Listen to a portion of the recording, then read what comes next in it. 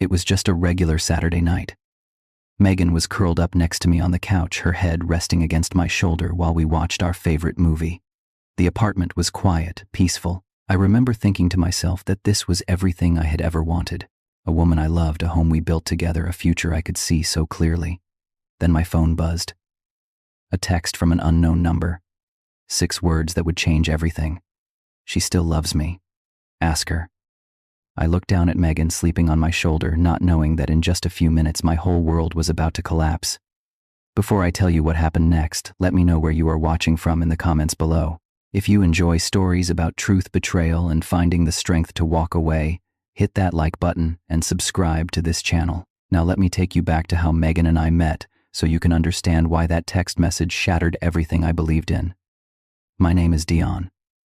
I am 28 years old, and I work as a graphic designer at a mid-sized company in Denver, Colorado. I have been doing this job for about 5 years now, and I genuinely love what I do. I create visual content for brands, and there is something deeply satisfying about turning ideas into images that connect with people. I met Megan about 1.5 years ago at a coffee shop near my office. It was one of those places where creative types like to hang out, with exposed brick walls and the smell of freshly roasted beans always lingering in the air. I was sitting at a corner table working on a project deadline when this woman with auburn hair and bright green eyes walked past my table a little too quickly. Her elbow caught her own coffee cup, and the next thing I knew, hot latte was spreading across my laptop keyboard. She was mortified. Her face turned red, and she started apologizing over and over, grabbing napkins and trying to clean up the mess she had made. I should have been angry. That laptop had all my work files on it, but there was something about the way she was so flustered, so genuinely sorry, that I could not help but laugh. It is okay, I told her. I needed an excuse to buy a new one anyway. She insisted on paying for the damage, but I refused. Instead, I suggested she could make it up to me by having dinner with me sometime. She smiled, and that smile hit me somewhere deep. We exchanged numbers right there in that coffee shop, surrounded by the chaos of spilled coffee and soggy napkins. Our first date was 3 days later at a small Italian restaurant downtown. We talked for 4 hours straight. Megan was 26, worked in marketing for a tech startup, and had moved to Denver from Portland about 2 years before we met. She was smart, funny, and had this warmth about her that made me feel comfortable in ways I had never experienced before. Over the next few months, we fell into a rhythm. Weekend hikes in the mountains, cooking dinner together at my place, lazy Sunday mornings spent in bed talking about everything and nothing. She was thoughtful, always remembering the little things I mentioned in passing. When I casually said I missed my grandmother's apple pie, Megan spent an entire weekend learning how to bake it from scratch. After 6 months of dating, we decided to move in together. It felt like the natural next step. We found a 2-bedroom apartment in a quiet neighborhood, and for the first time in my adult life, I had someone waiting for me when I came home. It was the kind of happiness I did not know I was missing until I found it. About 3 months into our relationship, Megan mentioned Tyler for the first time. We were lying in bed one night and she was telling me about her past relationships. Tyler, she explained, was her ex-boyfriend. They had been together for 4 years, which is a significant chunk of time when you think about it. They had broken up about 8 months before Megan and I met. "Why did you two split?" I asked, genuinely curious. Megan sighed. "He was never ready to commit. Every time I brought up the future, he would change the subject or make excuses. After 4 years, I realized I was waiting for something that was never going to happen.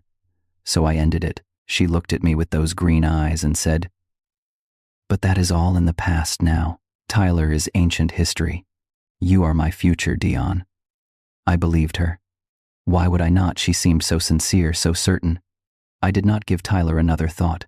But looking back now, there were signs. Small things that I chose to ignore because I did not want to be that guy. You know the type. The jealous boyfriend who questions everything, who suffocates his partner with suspicion. I promised myself I would never be that person. The first sign came about 4 months into our relationship. Megan was in the shower and her phone buzzed on the nightstand. I glanced over and saw a name on the screen. Tyler. Just his name, nothing else. When she came out of the bathroom, I mentioned it casually. "Tyler texted you," I said, keeping my voice neutral. She did not miss a beat. "Oh yeah. We still have some mutual friends, so he reaches out sometimes. It is nothing. If it bothers you, I can block him." No, I said quickly. "I trust you. It is fine. And I did trust her. That was the thing. I trusted her completely. But there were other moments. Times when she would check her phone late at night and claim it was work emails. Once I walked into the living room and caught her quickly swiping away a message. When I asked who it was, she said it was just spam and deleted it. Each time I talked myself out of my suspicions. I told myself I was being paranoid that Megan was not the type to lie. She loved me. I was sure of it. So I let it go. I let all of it go. The night everything changed started out like any other Saturday. Megan and I had spent the day running errands together. Grocery shopping, picking up, dry cleaning, all the mundane tasks that somehow feel less boring when you are doing them with someone you love. By evening, we were both tired but content. We ordered takeout, opened a bottle of wine, and settled onto the couch to watch a movie. Halfway through, Megan started to doze off. Her breathing became slow and steady, her body warm against mine. I looked down at her and felt a wave of gratitude wash over me. This woman chose me. Out of everyone in the world, she chose to build a life with me. I had been thinking about the future a lot lately. Just the week before, I had stopped by a jewelry store during my lunch break. I did not buy anything, but I looked. I looked at engagement rings, imagining which one Megan would like. I was thinking maybe in a few months I would ask her to marry me. I had even started planning how I would propose, maybe a hike to her favorite overlook just as the sun was setting. Then my phone buzzed. I picked it up expecting it to be Marcus or maybe a work notification. Instead, I saw a text from a number I did not recognize. "Hey man, this is Tyler." Megan's ex. "She still loves me, ask her. You deserve to know the truth." I read those words 3 times, maybe 4. My heart started pounding so hard I could feel it in my throat. This had to be a joke. Some kind of sick prank.